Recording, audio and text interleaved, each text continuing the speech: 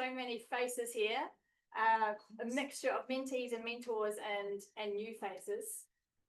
And welcome to the celebration and the end of the 2025 mentoring program. And I don't know about you, but I feel really celebratory in this show. It's fantastic. It's been such a quick year, a really good year. We've heard so much feedback from people, and I do want to thank you first of all for joining the program or being interested in the program and coming along, and for for the time and the effort to be part of this community, and for being really open about what you wanted from this community and being vocal about that. So it's fantastic to have you all here. I want to introduce Jade from the Davison Highly. Her behind me. She's just going to give us a couple of minutes to just tell us about the show, right? And then we'll carry on from there. So thank you. Thank you guys so much for choosing our space to host this evening. Really appreciate it. We've had so much fun putting it on for you all. Just a little overview about DH. We are British through and through. We are based in High Wycombe, so literally 35 miles away. And everything you're sitting on is handmade, no machinery. And if you haven't guessed already, upholstery is what we specialise in. We have a standard portfolio. We do tailoring. We do bespoke. We can do cushions and soft furnishings, literally absolutely all things and anything upholstery. So if you ever have any requirements, get in touch. And yes, enjoy. Thank you again. Yay. And I do want to introduce now to our new chair, which is such a great privilege. Sabrina. Hello. Hi everyone, I'm Sabrina. I have the privilege to have accepted the role of chair a few months ago. I've been working with a fabulous team for months now, creating our new vision and strategy, and I have to say it has been very inspiring, and it's an honor to be able to hold this position for the next few years. I just want to say I wouldn't be here today without the incredible people that make Women in Architecture happen. So thank you, Karen, for everything. And so yeah, Karen, Masken, and Anna, Eleni, Annie, and I'm not missing anyone today. There's a couple of people missing today that they couldn't be here. But they all work. We all work very hard behind the scenes to make all of this happen, and to create the impact that programs like this generate. So just a little bit about Women in Architecture. We are an organization that it's here to help women and anyone that needs it, and we will very much like to continue doing things such as the mentoring program. The mentoring program started, was it 7 years ago now? 8? No. This has been our 4th year. For this particular. Yeah. So only 4 years ago, with a cohort of, I think, around 20 people, and we are looking at a 400 something today. Which is fantastic. It has its challenges as it's growing. So we're looking into what is it, how are we going to do with, Eleni next year to cater for the people that are joining, and to continue delivering not only the mentoring program, but all of the other initiatives that Women in Architecture delivers for on behalf of the profession all the time. So watch out for this space. We have a new strategy that we have been working really hard, that is launching next year, for which we're going to spend the summer working on how we're going to make all of that happen. If you are interested in joining and helping us, please let us know. Get in touch with any of us. We are constantly looking for volunteers for different things, not just for the mentoring program. So please let us know, and I'm sure there will be a place for something to do. I hope you enjoyed today. We have a fabulous panel. I'm really looking forward to hear the impact that this program has had in so many people. It's always the best part for me. I'll look forward to meeting more of you later on today as well. But thank you very much.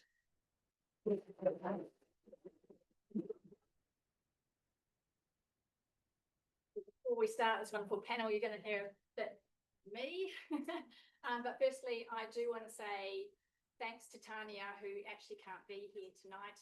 She's on holiday and can't join us. And I know that she's been central to the program, to a lot of you, and there's been quite a few of your mentees here. And we do wish she was here to join us.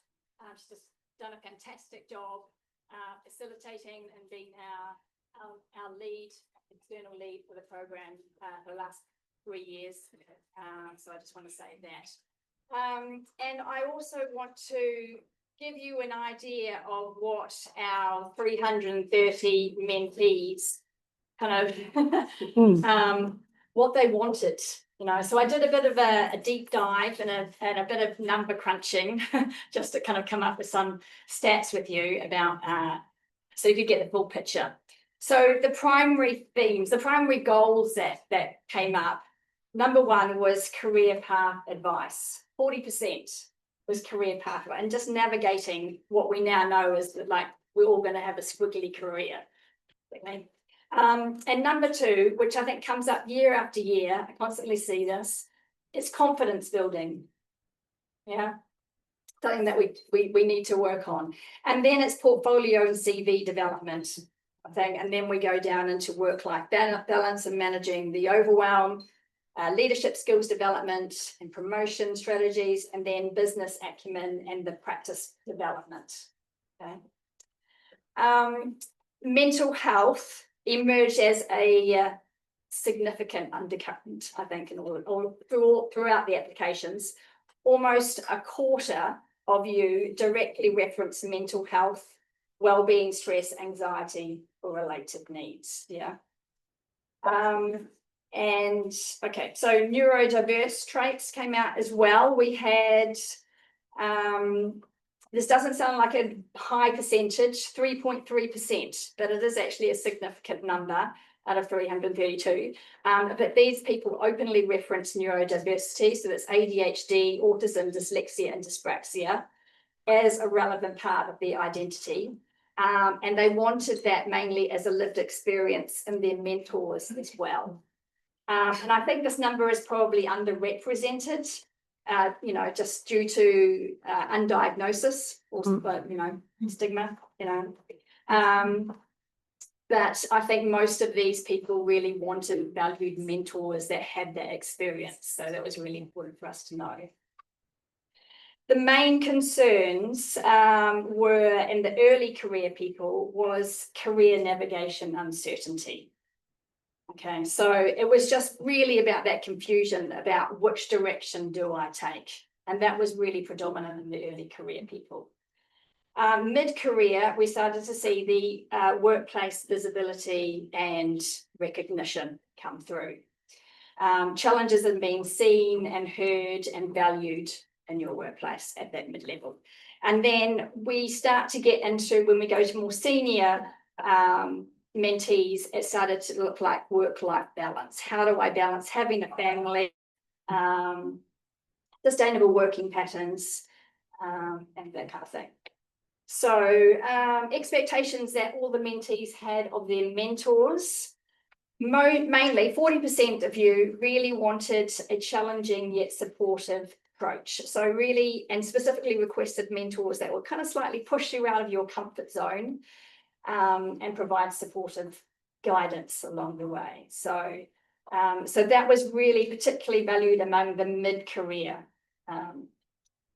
architects. And then about 30% of you wanted pragmatism and honesty. Wow. Yeah. Realistic, straightforward advice without kind of sugarcoating the challenges, I think. And that was really prevalent amongst those people who were considering practice ownership and starting their own businesses. Okay, and then roughly a quarter of you wanted empathy. Yeah, so really important spaces, safe spaces for listening, for reflection, for vulnerability. Okay, so, and that's, and early career professionals really actually value that. So, mentees really desired expertise and experience in international experience and cross-cultural navigation. Yeah, it was really important. Parenthood and career balance, entrepreneurship and practice establishment, navigating large corporate environments, and a lot of specialist expertise in areas like sustainability, healthcare, or heritage. Yeah. So those are some of the stats, and I think they basically tell us that we're kind of building something special, a really, really good community that is where you're able to come and actually say what you really want and what you really think, and that you'll be supported in that, and a really inclusive community. So, and I think that's something to be really valued, something to be cherished, and we're going to work hard to kind of, you know, keep the program, keep the quality of the program. I think that's going to be a really big aim, and to make sure that you all grow through it. You come in as a mentor, you grow through as come in as a mentee, you become a mentor, you take on a group of people, kind of thing, and that everybody grows their skills. So, yeah, that's it from me. I'm going to hand over to Emily. I'm not going to stand up. Everybody can hear. I'm Eleni. I'm in the mentoring group together with Tanya and Karen and Selena. Some of you might have had an email from me at some point, your matching email probably. Hopefully that matching has worked.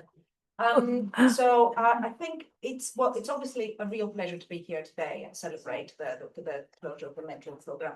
We have a theme today, Reflect and Rise. And that thing is because it's an invitation for us to pause and look back on the journey that we have all taken over the last year, but also individually and collectively, groups, pairs, or, you know, collectively, but also look forward to with energy and purpose of what the future might bring. And this panel, you know, we're talking about celebration. Yes, it is a celebration, but it's also, as Karen mentioned, it is a platform sharing experiences. Very similar to all women in architecture events that I have been. It's very open discussion about everything. And that is because at its heart, the mentoring program is not about guidance. It's not just about guidance, but I think it's about empowering women to reach their goals, to find their voice, and to build the confidence to occupy a space in a profession that still faces glass ceilings. And I think that's very, very important. Now, on behalf of all my colleagues in the architectures, you know, I'd like to thank you. It's not very easy to, you know, share the experiences that we're asking you to do today. And you're all brilliant. I've read all the bios. I'm in awe of what just the 5 of you have achieved in their professional career.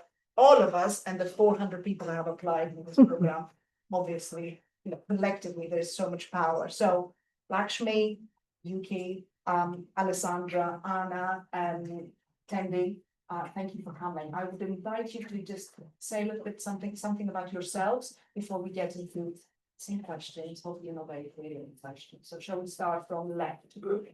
Alessandra. Of course, no pressure. I love to be the one that breaks the ice. I've gone for right. So yeah, thank you for inviting me. It's a real honor to be here. I would say I'm a curious, resourceful woman. I was born and raised in Venezuela, and I have lived in 6 countries so far, and I would say that my professional life has been rather varied. So I journeyed through the hospitality industry to become an events coordinator. I have performed as an English-Italian interpreter, and I have even worked professionally as an equestrian, teaching people how to ride horses. I have a degree in business administration, So I thought I could work in any industry, basically. So I took some career coaching, and that led me to stop looking for just a job, but looking for an environment that will embed in its culture elements that will be appealing to me. So nearly 3 years ago, I've chosen to work at for Striker Glam, and last year I was promoted to studio manager of one of the studios in Bristol. So one of the directors of the company, who herself participated in the program a couple of years ago, knew I was looking for a mentor. So she sent me the link, and I applied to Women in Architecture Mentorship Program. I applied looking because I knew I wanted to expand my skill set, but most importantly, I wanted to explore my potential to become more incisive in the way I contribute to the success of any project or any organization I am part of.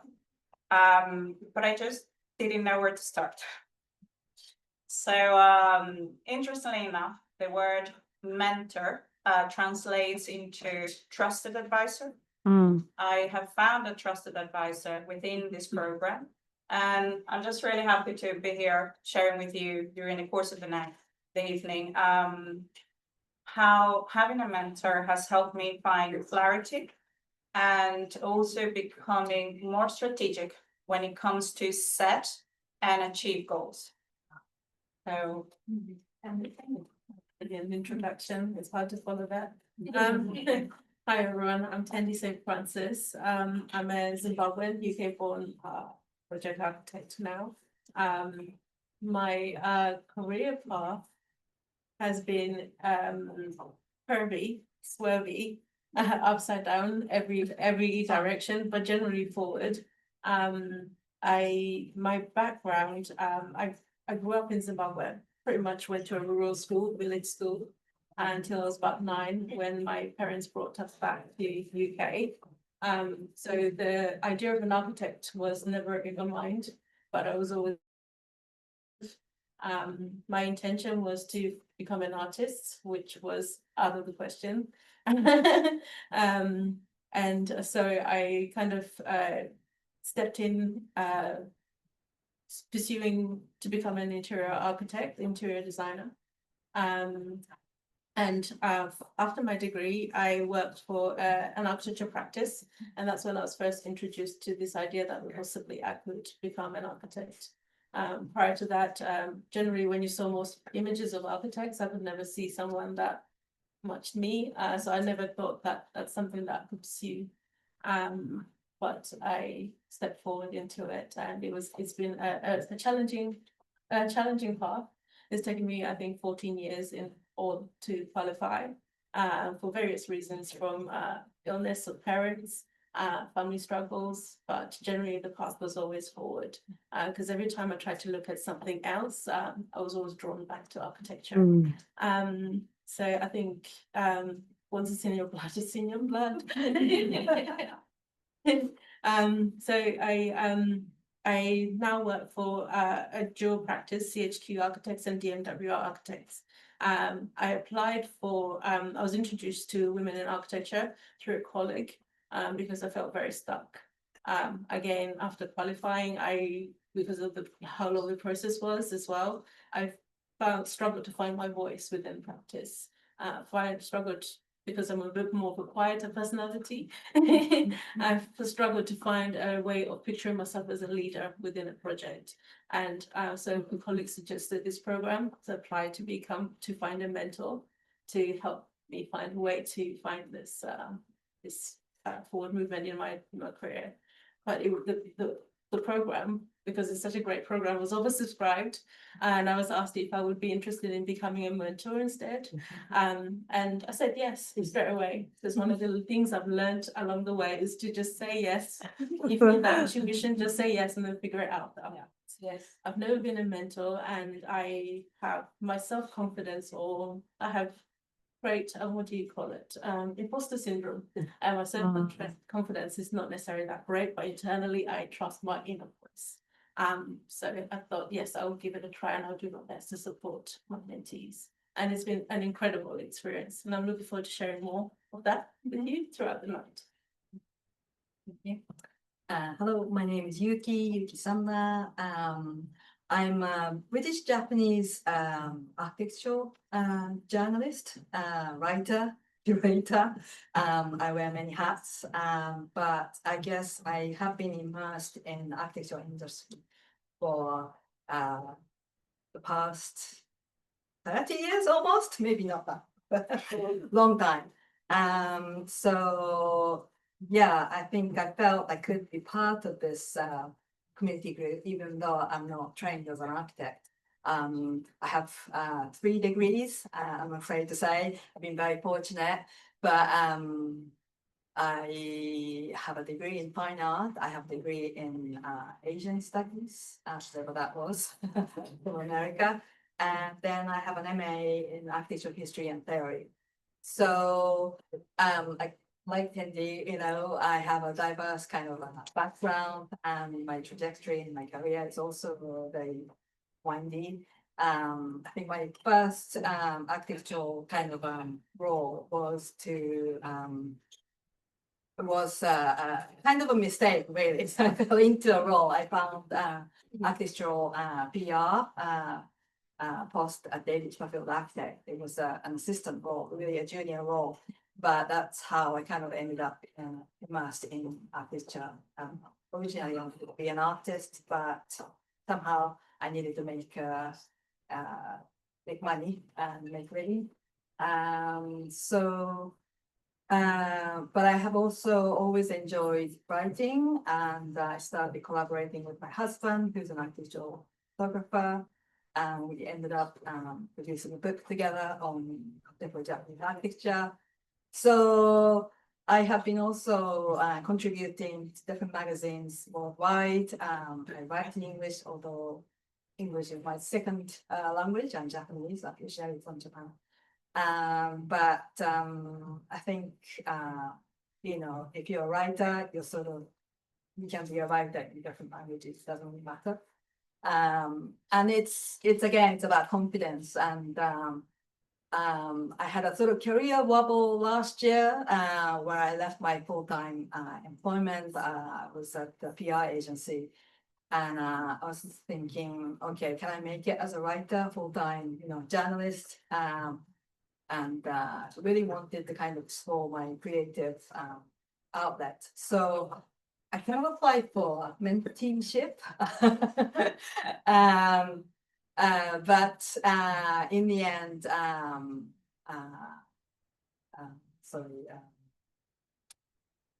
You started as a mentee. Yeah, to be a mentee, but things did not quite work out. Well, When no, did you I can't remember the name of the person who I was in touch with. Remind me. Tanya? Tanya, yes, thank you. Tanya convinced me to be a mentor, and I was like, yeah, why not? And I have done a little bit of mentoring before, and I knew I enjoyed mentoring very much, and I knew I could get a lot out of it myself, as well as give, and to be able to give, and to really explore what the potential is for each individual unique person. It's such an amazing experience. So I really enjoyed mentoring this time as well, and I hope my kids also will enjoy speaking to me and opening up to me. Yeah, I can really share a bit more, but that's a sort of. And Tanya obviously got it right, because your bio is definitely makes me feel so guilty for having not done any of these things. Lakshmi. So, hi everyone, I'm Lakshmi. I'm a designer currently. I have a background in architecture and urban design, and I did my master's from the University of Sheffield. And I'm a mentee for this year's Women in Architecture program. And I think I'm really, really grateful to be here, to be a part of this program, because it shaped my perspectives in a way that I didn't imagine. I think at the beginning of any of our careers, all we want is the right advice, the right place at the right time. And this program just worked out perfectly for me.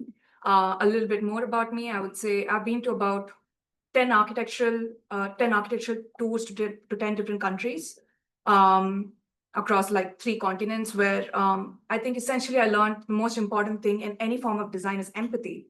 And you need to be able to connect to the audience, to connect to who you're designing for.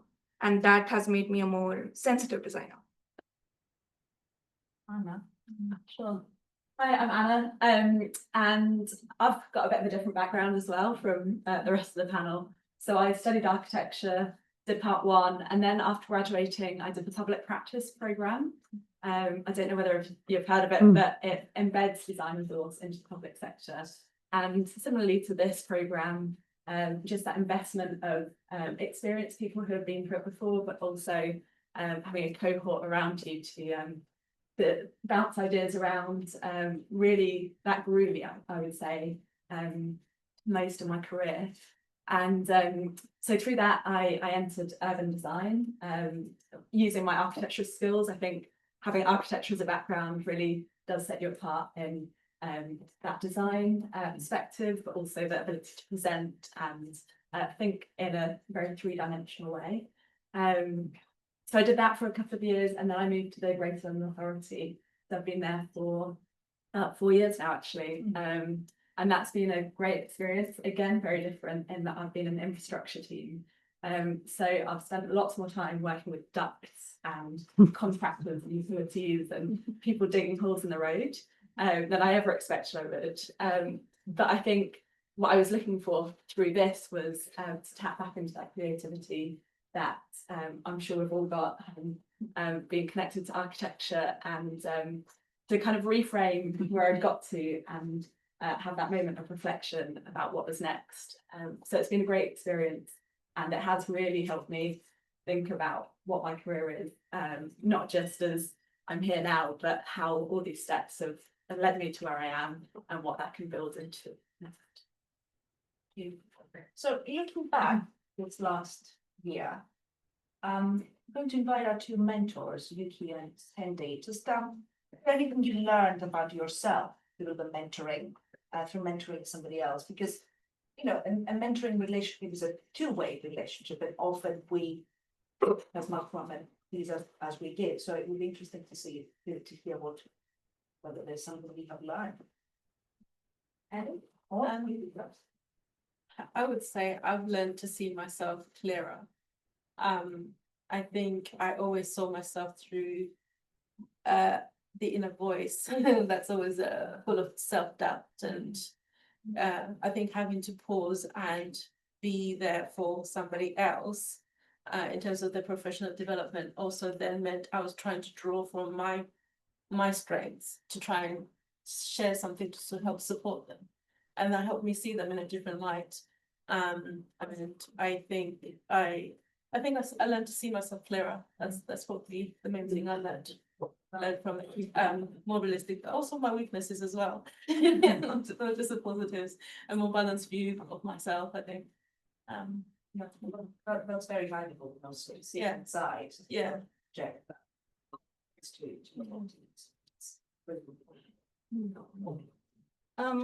I guess I learned that I am pretty good at listening.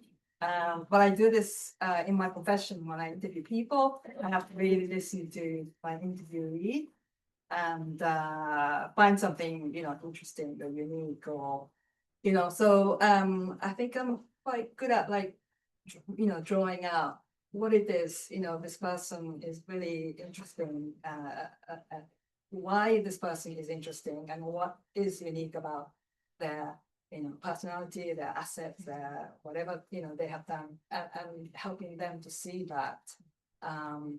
So I guess I knew that I was quite good at that, but I was able to kind of affirm my strength and be able to kind of hold up the mirror, say that, you know, that's how you, wherever you are. Yeah, I guess you can't really see it when you're by yourself or in your own head, you know. And so Yeah, that's great. That's really easy to start mirroring. You know, sometimes obviously your inner thoughts tell you something completely different from the way people perceive you. That imposter syndrome is something that maybe about 99% in here associate with. And this learning from being a mentor, from associating your mentee, did influence at all how you collaborated in your day-to-day work? Yeah, I would say it did. I've had a massive shift, a massive, overwhelmingly massive shift in my career it's almost like I've been mentored by my mentee effectively. I think when I first started, I was a little bit stuck in terms of my place in practice. And throughout the process, I've been put onto the largest project that the practice has ever had, which is something which is massively overwhelming for me. And working within a large team, running large design team meetings, things that I just never saw myself as doing. And I think it's a direct result of that relationship with the mentee and kind of like learning to see that it's not, I don't have to be somebody else. You know, I just can be myself with my mentee, as much as I was pausing to support her. I realized through it that my experience, my lived experience, was already had the power to it. And I've transferred that into practice. And I'm still the same me. I'm still a little bit nervous. I'm still a little bit unsure, but I've learned of the knowledge that I've gained over my years of experience, and learned to be more confident in saying it, no matter how wobbly the voice is. I've learned the power of being able to say it to clients, and found the response back has been empowering. Response back from clients, from my colleagues, from the senior members of staff, and then practice as well. So.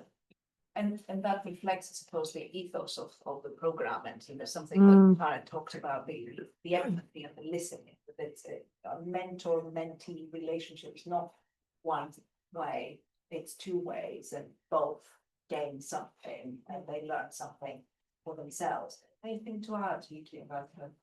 I guess very similar experience. Sort of. I think I'm able to say yes to more things. I'm able to take on more challenges that before I might not have that confidence. And mentoring kind of gave me the confidence as well, or self-belief in a way to convince myself that yes, what I can do is unique, that no one else can do, and to be able to reflect that back to myself.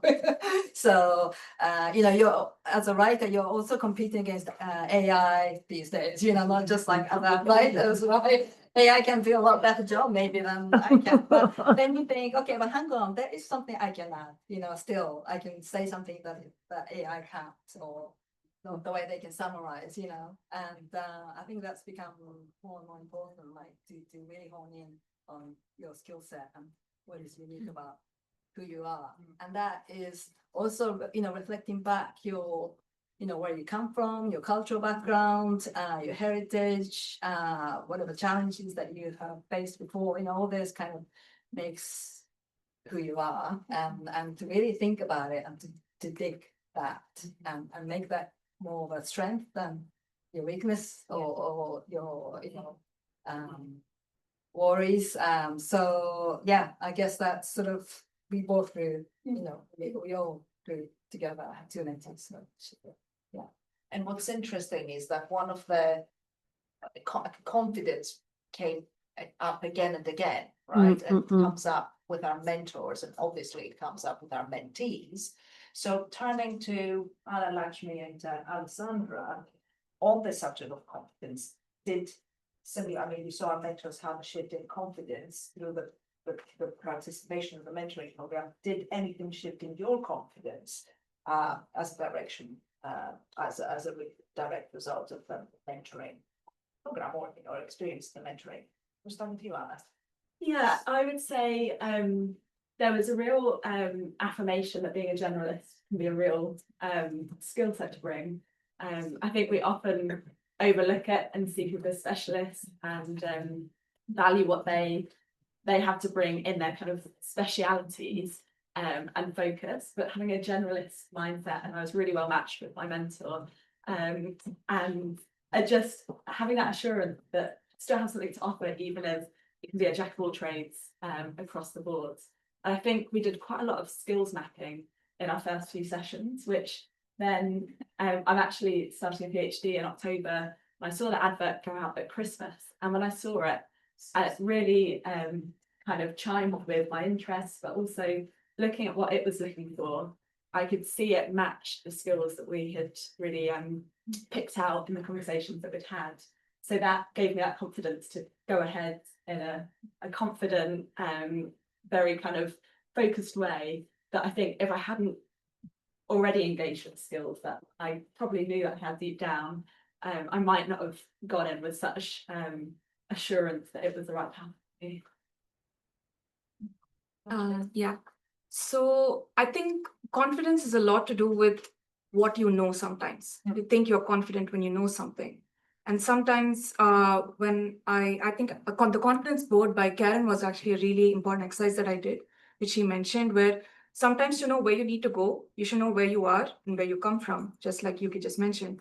So all your achievements, anything that you've done in the past that remind you of who you are.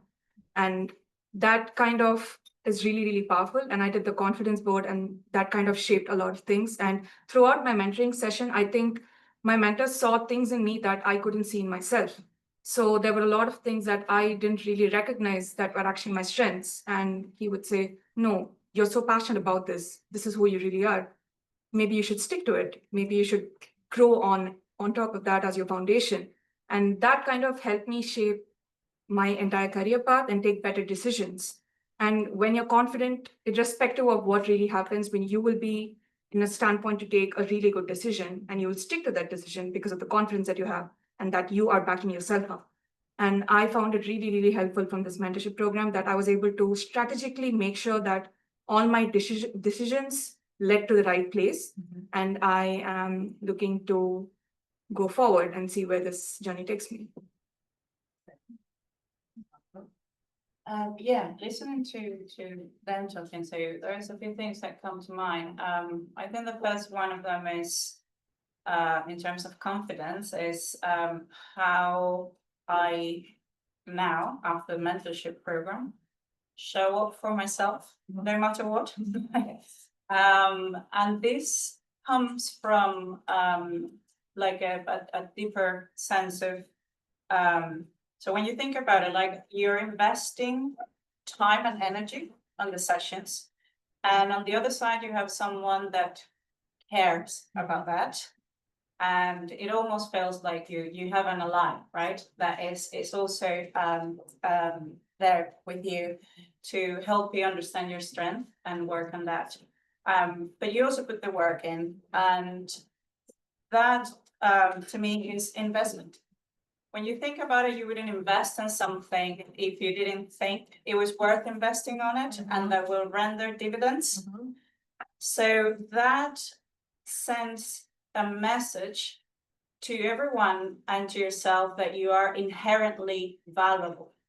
And that's a complete like shift in confidence, right? So through the sessions, I realized I had this this confidence to like have this non-negotiable times in my calendar that I will dedicate to tasks that I knew or I know that will take me closer to my goals, and I will prioritize those. I don't think I was doing that before, and that comes from that newfound confidence on your own value.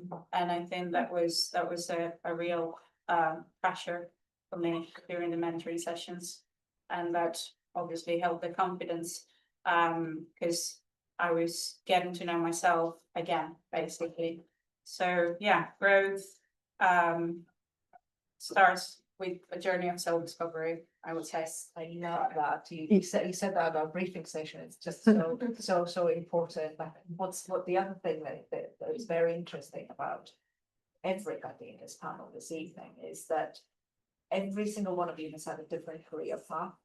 And I think, you know, we are very used to this linear path that people tell us you have to go into this ladder.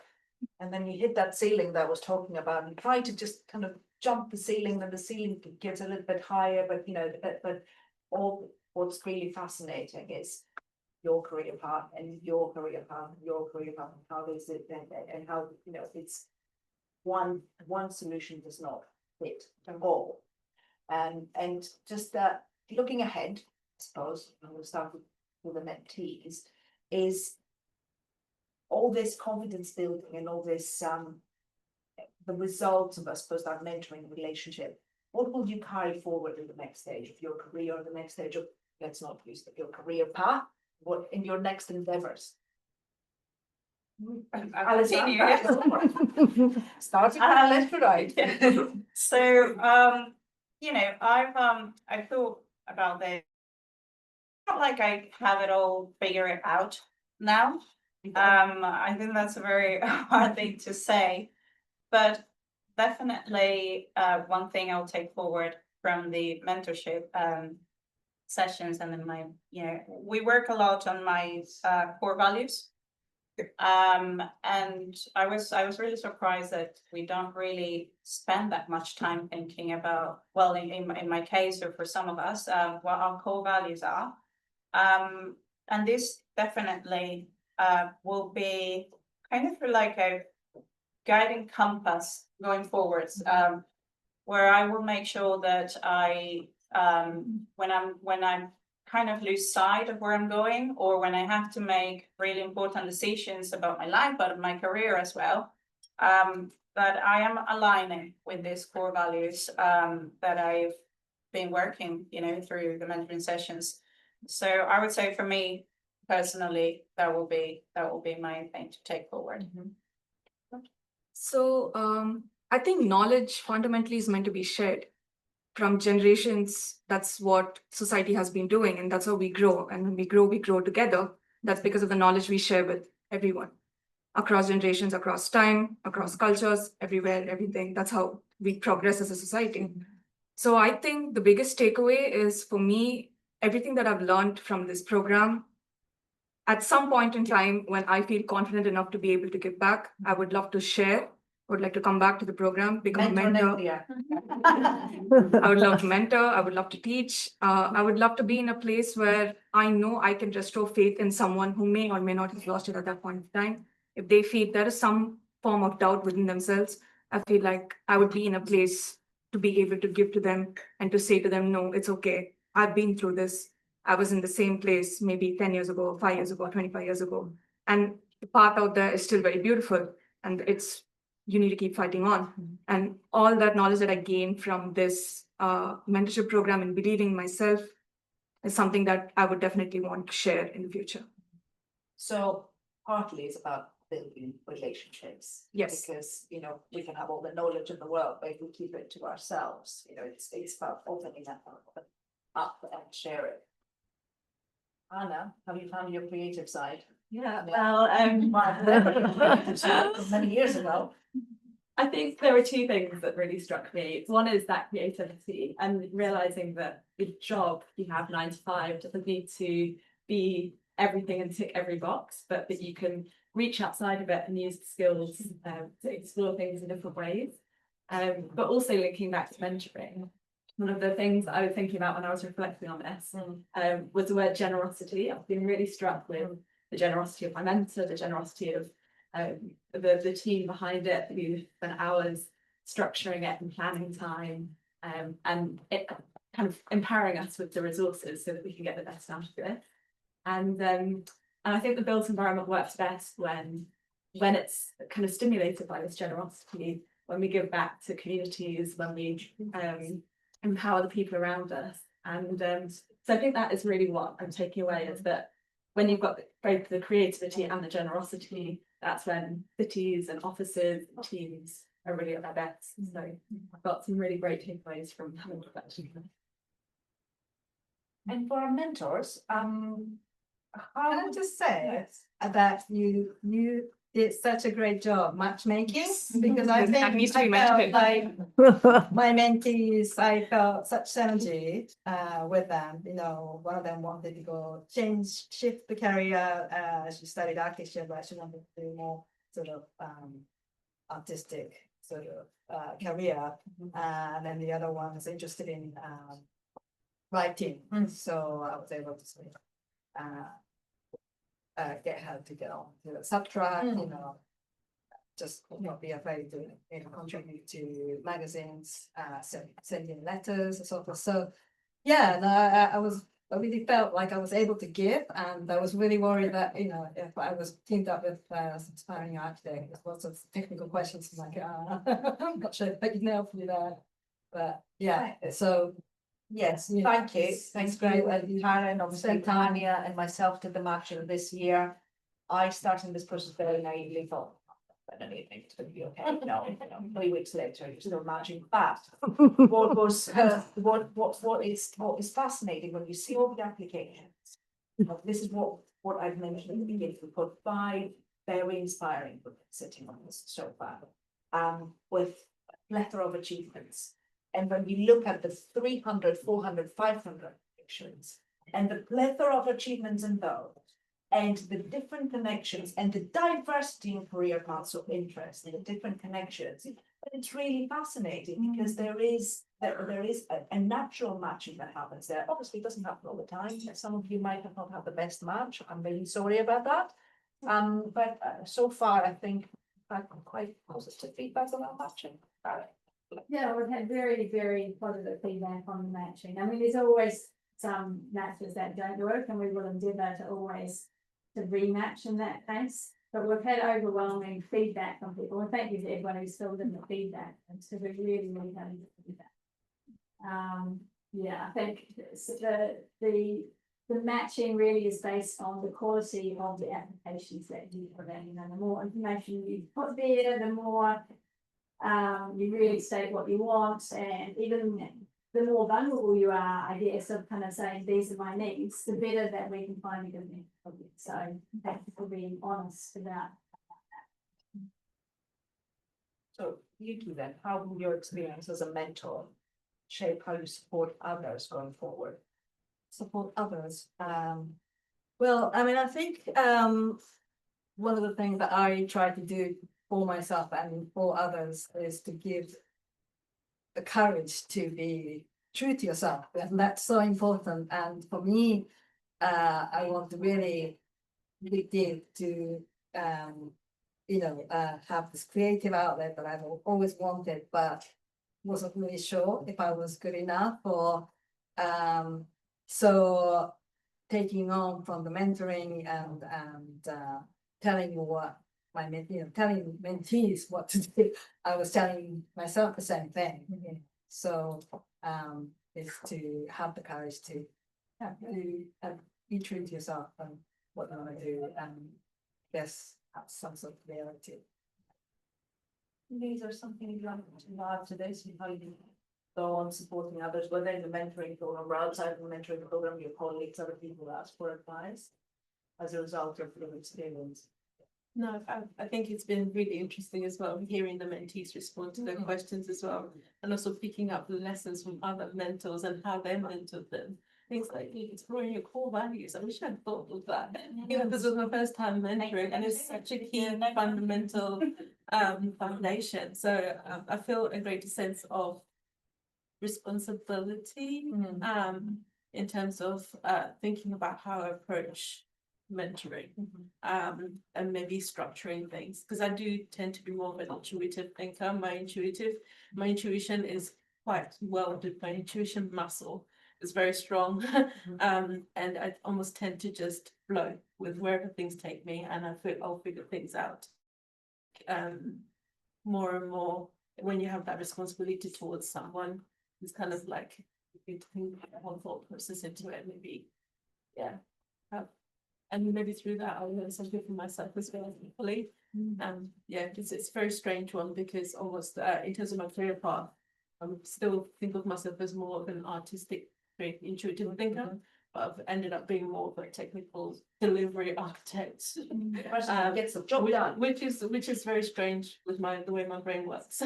So it would be, yeah, I think that's yeah. And I think I think also it's been really interesting that it's more collaborative process as well, that almost I've been mentored by my mentees. I felt like it's very reciprocal relationship, and you people mentioning community, the power of that as well, not only through our relationships in our setups, but overall as the organization. I think it's brilliant, especially to think that, you know, it's all been for free, you know, as well. It's just amazing, that generosity of that, you know, just it's brilliant, and the amount of skill and knowledge that's being shared.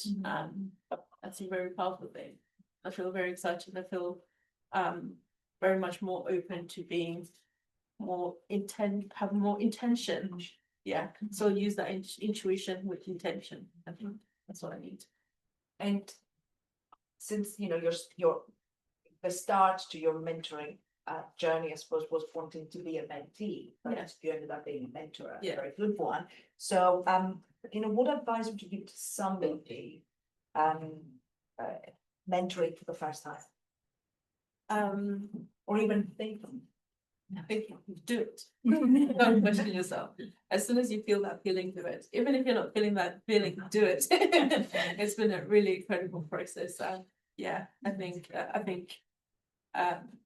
it's almost like a give and take.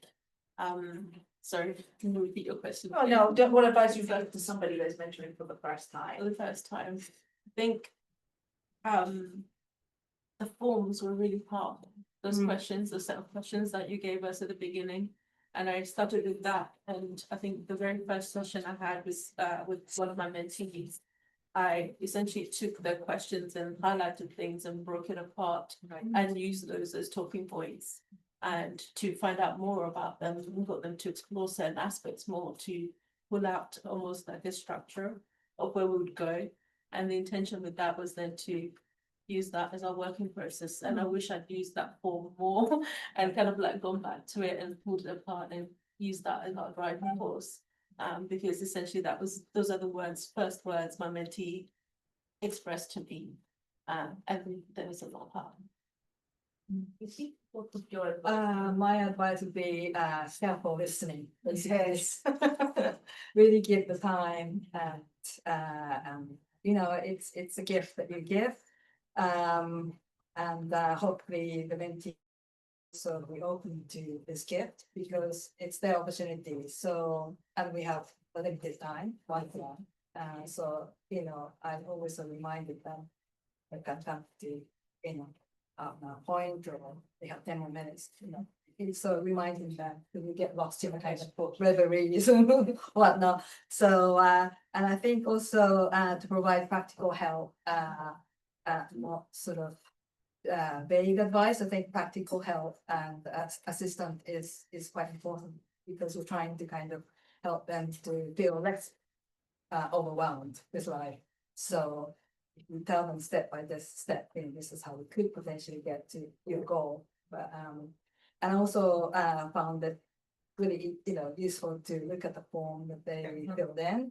And also I asked them to send me their CVs and then help them to sort of say, okay, highlight this bit, but get rid of this, or, you know, your CV is too long. So, and that was also really useful for me to get to know the person, and what, if I could help them shift their view of themselves and what they have achieved, you know, and if I felt this could be big, you know, highlighted, we could, you know, give it more space. Yes. And don't talk about the hobbies too much, you know, that sort of thing. Yeah. So guess that's, yeah. But yeah, I like to know from other mentors, like confidence sheet.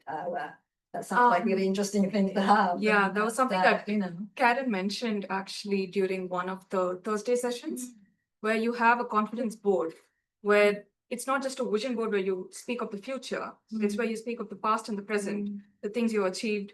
It's like, do you want to talk about it? I mean, I don't think everybody should have a confidence board. And that was really nice because I visited like the entire, my whole lifeline, like, oh, okay, I did this, I did this. That's really nice. I did this as well. So, and then I started listing all of it out. And then I switched it with my vision board. I had a vision board. I switched it with my vision board. And I'm like, okay, let's just focus on where we are right now. And slowly the where I'm going to be will find its way towards me. That confidence board is the thing I need to have. Maybe in the kitchen, not sure. Maybe above my office desk. Does it change also per day or does it stay? No, it's just where you collect all the feedback and all the good things, Oh, all I the see. celebratory things that you do in your career. So when your confidence is low, you can go back to it and go, no, I'm great. I am great. All the evidence is here. It's, you know, these are all the good things. So that's what it does. Like a self-affirmation. Yes. Yes. Okay. Lakshmi, how would you describe the difference that the program has made to somebody considering joining? Hopefully people will be considering. Then I'll come to Anna. I think if you want your perceptions to be challenged, I would say this program is a great place to start. Because Okay. yes, because when you start off, you may have a worldview of what architecture is. And then when you meet someone, they may reshape that entire worldview, and that entire perception will shift and shift for the better.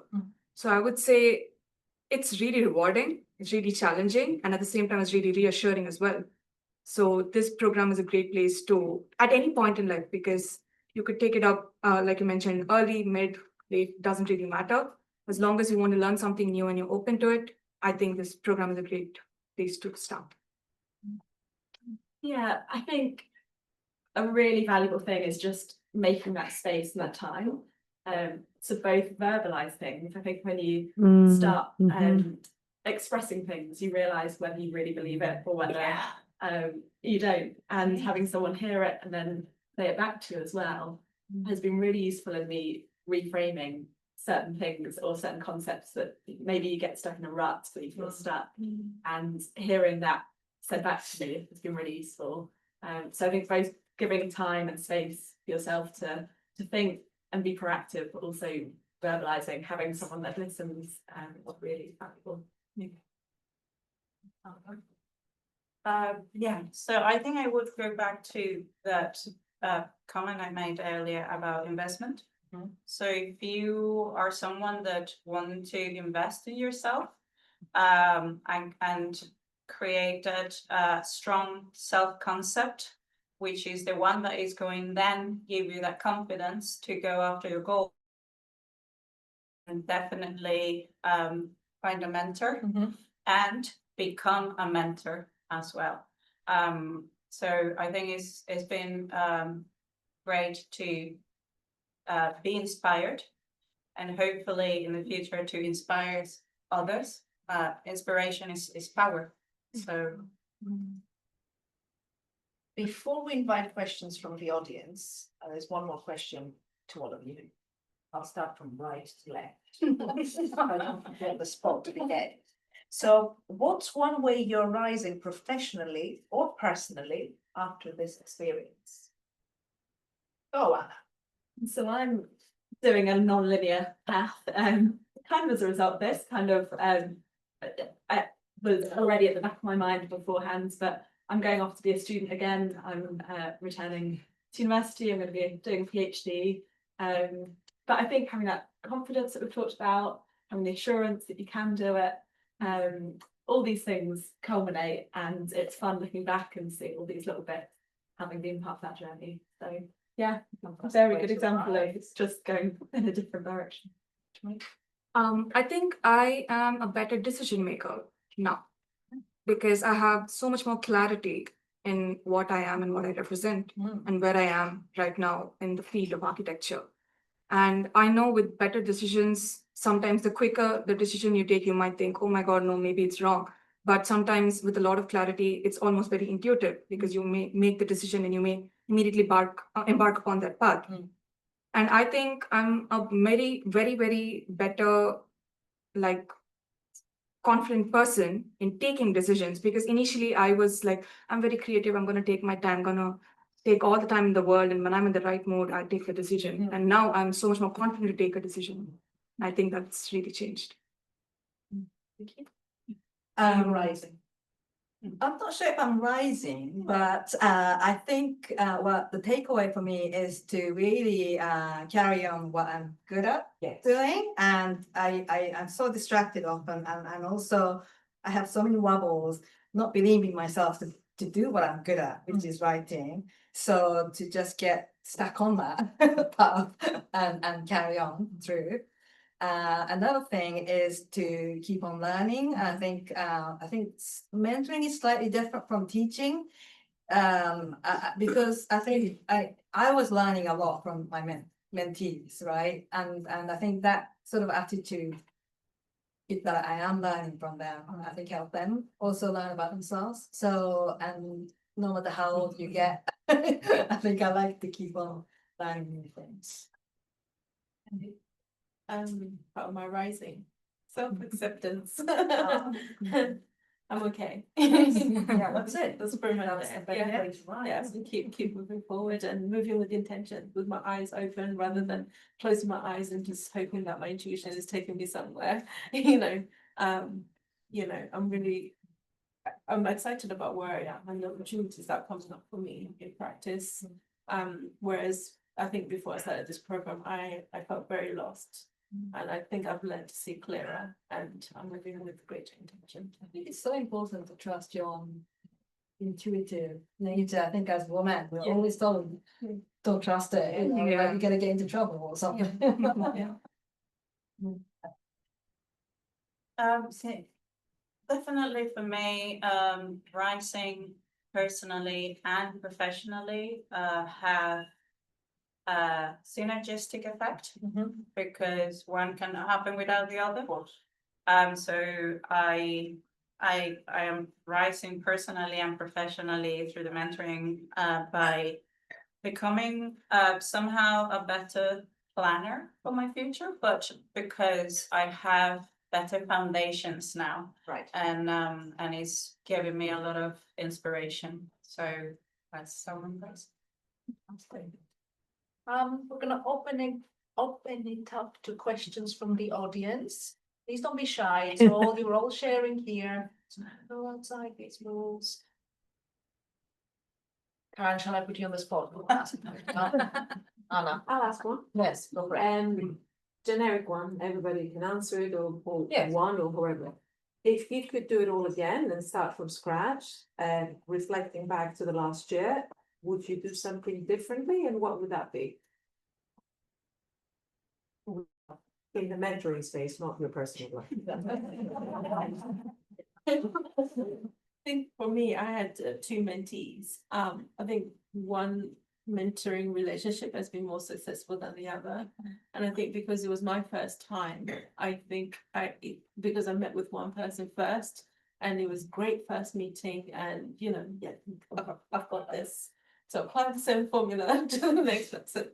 So I think very much just that understanding of like each person is, I knew it, intuitively knew it, but just because I've never mentored before, I thought this worked, let's follow the same thing. I think I would pause to try and make sure I tailor what I'm doing for each individual. I can go next. So for me, I was given two mentees to mentor, but I was also given a mentor. And I regret to say we met once. I met once. We had one session with my mentor, and she was great. But I didn't give myself a chance to continue on because I felt I don't have time for this. But I better focus on my mentees. And I wish I'd given myself the opportunity to also be mentored. And so that's something that if I went back from to January. Applications open in and October. we'll carry that.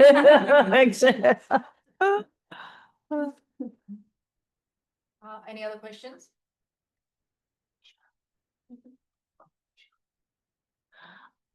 Mine's more a comment, and I just think it's so wonderful and also empowering in a lot of ways, because I'm not really directly involved with the mentoring program, but I've been hearing what I've been hearing tonight.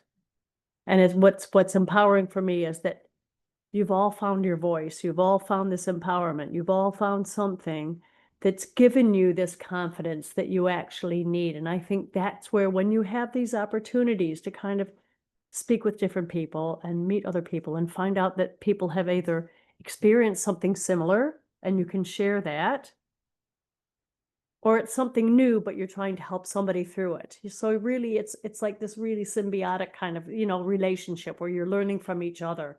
And I think that's the real value.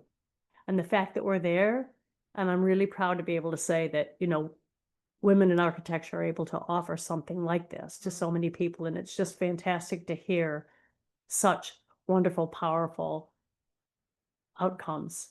So I'm just so pleased for all of you. And I just hope that you keep carrying on and keep that voice going and sit at that table, and you belong there.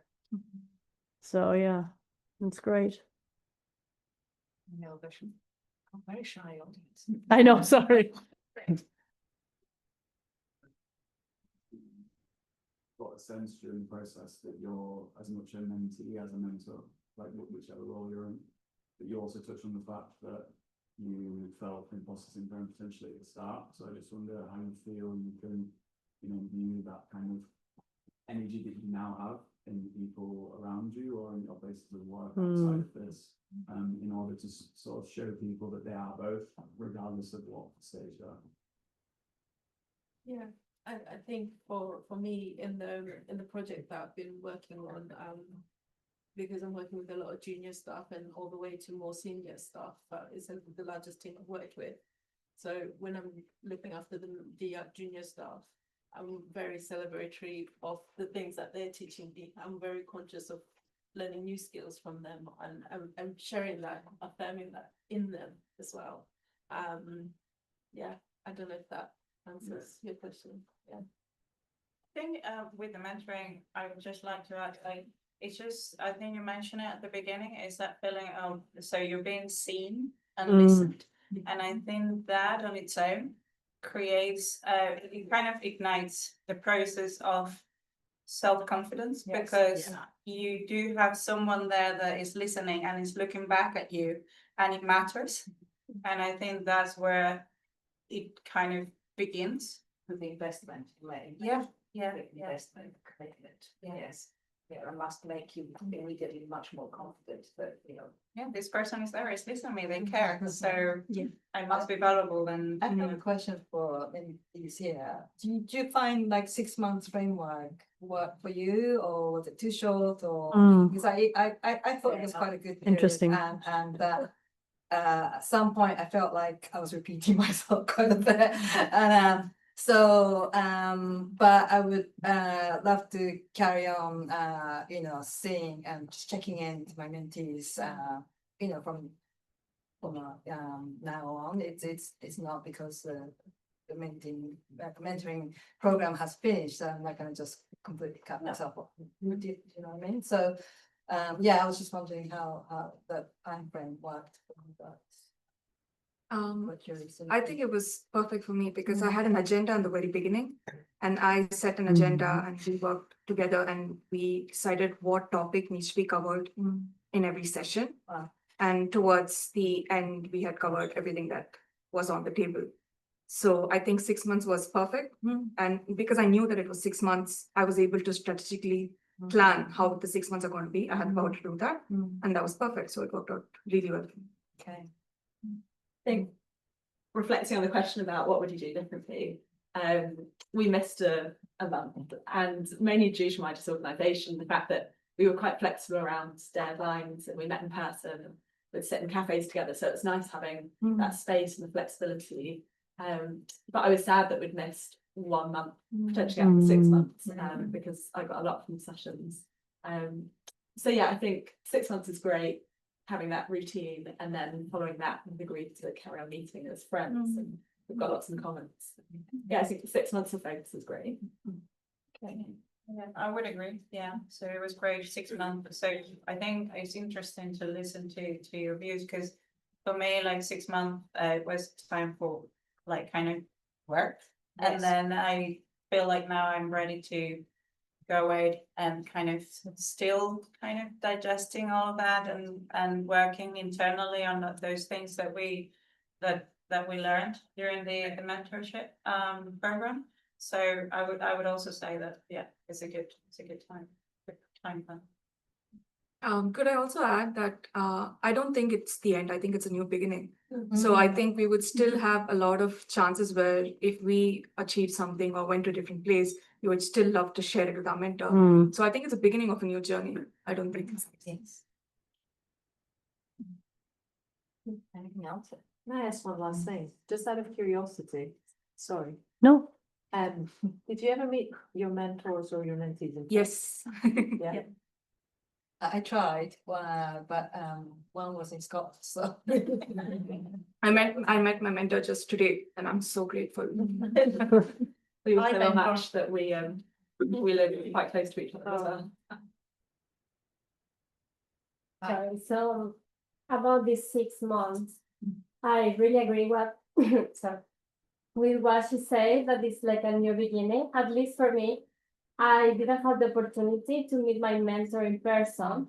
However, we always have the meetings online for an hour and a half. Sometimes we didn't even realize the time passed so quick, honestly. But it's something like everything happening in my life, like in like architecture and related. I was like, oh my God, it happened this. And I sent her an email and she was like, I don't know, it was like even though this program finished, you still having the relation with them because it's like a lot of things that you have shared together. Yeah. So And this is this idea about building a community. Tanya says Exactly. building a community, and that's very the power comes from the relationships that you are creating rather than just being a grow. I think that's what we're trying to do here. And hopefully the community can grow much more next year, and it will be much more impactful next year also. Any other questions before we close this so we can all have a break? No, actually, good. Network talk to each other. Just a quick question, sorry. Yes. Is the mentor program, like, is it, rigid? Is there a schedule, few like points to go through? Or is it very kind of flowy, whatever you guys want to talk about, set up your own agenda, as you said, or how does that work? Because some people might come into the program and not really know what they want to explore yet. Sorry, I don't know. There is that too. So from the mentoring team at Women in Architecture, there isn't a rigidity. Yeah. We just, we start the program in January and we finish it in July. It gives us 6 months to celebrate achievements and for our mentors and mentees to explore. But I think how that relationship works and how they set their goals and how they meet, that's all, I suppose, individual, yes. So, No, completely individual. I think what the program gives you is like the time frame and the opportunity as well, which is fantastic to attend other workshops and to connect and to network. But so what you do with your mentor, it comes together when you first meet and you have a genuine conversation of where you are at. And like in my case, I didn't even know like specifically what the goals were going to be. So that happened through conversation and we found our way through the session. So I found it to be really flexible and tailored, to what I needed at the time. and it goes back to that matching also, because sometimes mentors and mentees are matched because they've got common goals, but sometimes they're not. There's something else that clicks, that it's either something in the background or something, that common experience that they're sharing. And I suppose through the mentoring relation, they're able to explore that common experience, then set the goals. It's quite important. Yeah. But we also have the monthly webinars that are there And for free. yes. So that helps with a topic that might be really useful. There's as well. touch points. There's and, touch for points every mentoring month. Right, so there's no more questions. I think, a couple of things from me, or do you want to close it, Karen? Okay. I think before I Sorry. get onto the rug level, I think we need to give a big round of applause to our wonderful speakers.